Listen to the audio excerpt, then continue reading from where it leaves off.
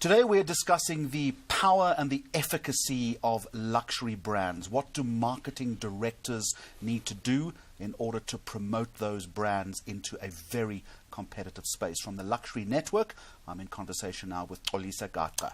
Xolisa, let me ask you first of all, to what extent are luxury brands battling in this tough global economy? Well, because it's a very niche market, and that luxury brands, it's something of preference. And if you look at the global crisis, it has tackled most of the middle class people and not necessarily the high end of people. So the brands are still moving, but not as fast as one would. Are luxury brands bulletproof? No, they're not. No, they're not. So is everything. I mean, if one thing that the recession has taught us, nothing is bulletproof. It's just that it's an issue of preference. You know, when somebody makes that first 10 million and they want to reward themselves, there's nothing stopping them from rewarding to them from what they've been dreaming to get for all these years. And it's because we're not trying to get high volumes. You know, we're trying to sell one product maybe in a specific period of time. So they're not intentionally bulletproof, but they do go through troubles as every other brand, but they resist in most cases. Okay, we can talk about the resistance in just a moment. But I'm assuming then that the marketing and the sales strategy has changed. You've got to do things differently. In what way? Yes, you have. If you go to the traditional way of marketing, you find a lot of people pumping a lot of money at mass marketing or traditional forms of marketing.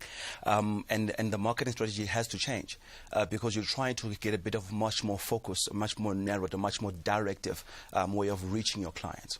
So how do you do that? Well, with Luxury Brand and Luxury Network, what we do is that we get the business-to-business events. We've got the clients-to-business event and the client-to-client events. The majority of the things are to be able to get the people that are actually in the process or are actually in affording of these particular luxury goods or sales or so services. It's all about the tactility. You've got to get rich people into a room to experience the brand. Correct. How do you do that? Well, there's various ways of doing it. I mean, you bring people to specific experience because luxury is basically an experience. It's not necessarily a product or service. You are selling an experience to somebody and that becomes a luxury experience to that particular person. You get people into different events. You get people into different experiences, into different channels where they would never had access to before. You get them where you see a specific luxury brands in an example of executive jet in the middle of Lanseria. Beautiful private jets parked at their hangar airports, and a lot of people get to experience or be able to fly in that, or not even have a sense to think that they can afford to be able to fly in private jets. So how does the Luxury Network work in order to optimize that relationship between the different brands?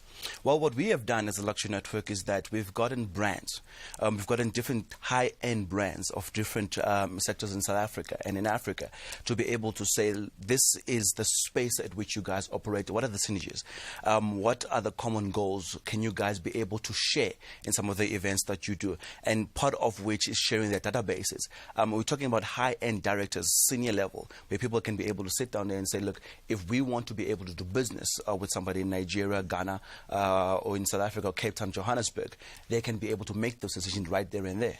But the database is gold dust.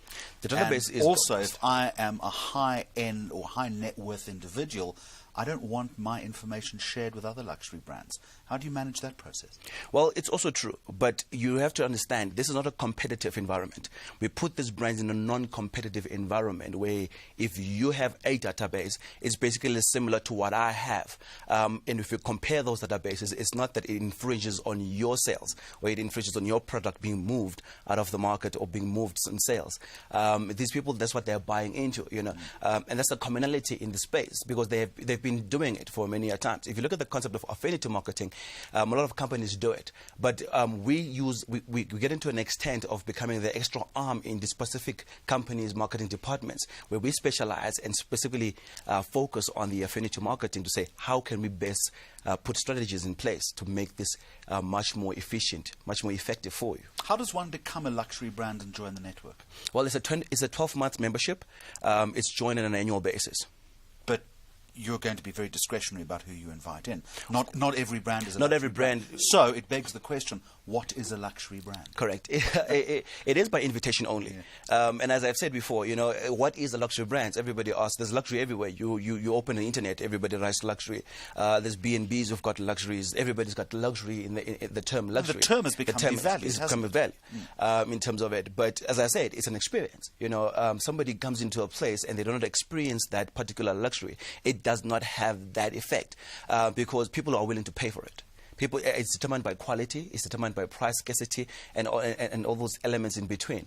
And people, that's what they are looking for. And if you find the people in the high end, I like to call it the high end of the food chain, they are looking for new experiences, because money is not really an issue, but we're looking at what is it that is unique that I can have different to what everybody else has.